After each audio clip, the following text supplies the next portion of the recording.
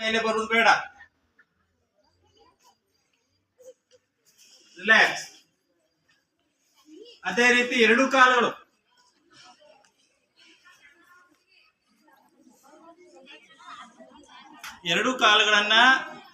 ಎದೆ ಭಾಗಕ್ಕೆ ಹಚ್ಕೊಳ್ರಿ. ಕತ್ತು ಕೆಳಗೆ ಇರಲಿ. ನಿಮ್ಮ ಬೆನ್ನಿನಲ್ಲಾಗುವ ಸೆಳೆತವನ್ನು ಗಮನಿಸ್ರಿ. Okay, relax.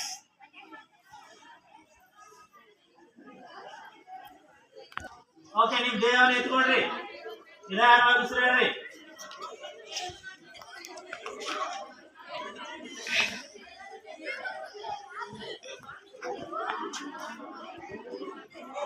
ರಿಲ್ಯಾಕ್ಸ್.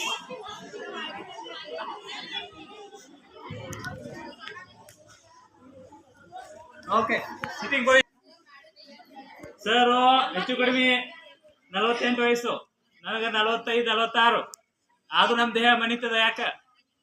ನಿಮ್ ದೇಹದ ಮಾತು ಕೇಳೋದು ನಿಮ್ಗ. ಯಾಕಂದ್ರೆ ನಿಮ್ಗೆ ಅದಕ್ಕೆ ಗಮನ ಹರಿಸಿಲ್ಲ, ಅದಕ್ಕೆ ರೂಢಿ ಇಟ್ಟಿಲ್ಲ. ಈಗಿನ ರೂಢಿ ಇಟ್ಕೊಂಡ್ರೆ ನಿಮ್ ದೇಹ ಕೂಡ ಚೆನ್ನಾಗಿರ್ತದೆ. ಓಕೆ, ಒಂದೆರಡು ನಿಂತು ಮಣವಾಸನ ಮಾಡ್ಬೇಡ.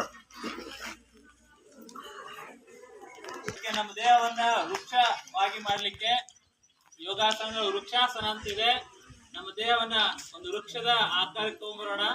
ಅದು ಬರ್ಬೇಕಾದ್ರೆ ಒಂದ್ಸಾರಿ ನೋಡಿ, ಬಲಗಾಲನ್ನ ಎತ್ಕೊಂಡು ಎಡ ತೊಡೆಗೆ ಇಟ್ಕೋಬೇಕು.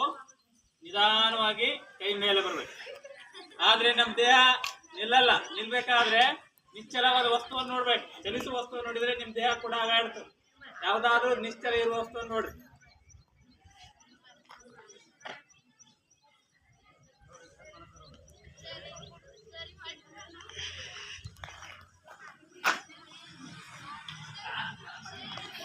ರಿಲ್ಯಾಕ್ಸ್.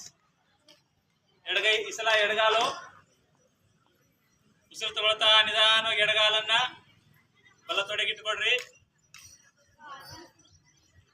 ಕೈ ಮೇಲೆ.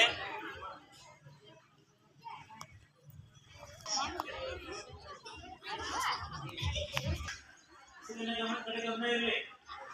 Okay, relax.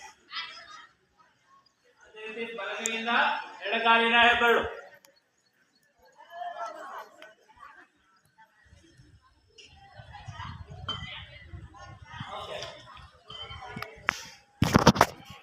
ಕೆಳಗೆ.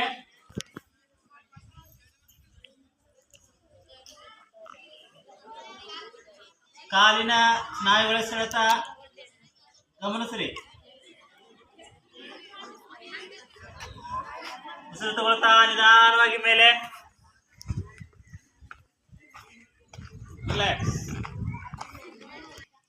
ಗುಡ್.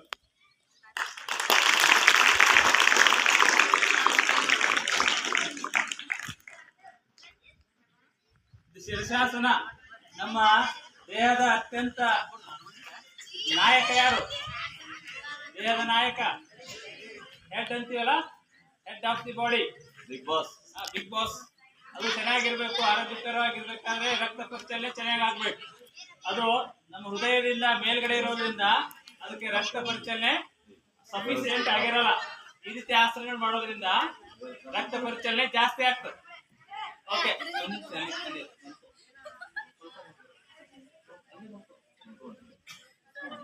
ಈಗ ಈ ರೀತಿ ಆಸನ ಮಾಡಿದಾಗ ರಕ್ತ ಎಲ್ಲಿ ಬಂದಿರ್ತದ ಜಾಸ್ತಿ? ಕಣ್ಣಿನ ಭಾಗ, ಮೆದುಳಿನ ಭಾಗ, ಕಿವಿ ಭಾಗಕ್ಕೆ ಹೋಗ್ತದ. ಅಲ್ಲಿ ಹೋದಾಗ ದಿಢೀರನೆ ಎದ್ದಿಟ್ಕೋಬಾರ್ದು. ಸಡನ್ ಆಗಿ ಮತ್ತೆ ಕೆಳಗೆ ಬರಬಾರ್ದು. ಅದು ನಿಧಾನವಾಗಿ ಕೆಳಗೆ ಬರೋ ದೃಷ್ಟಿ ಇಟ್ಕೊಂಡು ಶವಾಸನ ಬರ್ಕೊಂಡ್ಬಿಡ್ಬೇಕು. ಯಾವ ಆಸನ ಅಂತೀರಿ? ಕೊನೆ ಆಸನ ಅಂದಿದ್ದು ಕೊನೆಗಿದೆಯಲ್ಲ, ಯಾರಂದ್ರು ಇದನ್ನ ಆಸನ ಆಗ್ತೀವಿ ನಾವು. ಓಕೆ, ಆ ಶವಾಸನ ಇಟ್ಕೊಂಡು ರಿಲ್ಯಾಕ್ಸ್ ಆದ್ಮೇಲೆ ಮತ್ತೆ ಕೂತ್ಕೋಬೇಕು.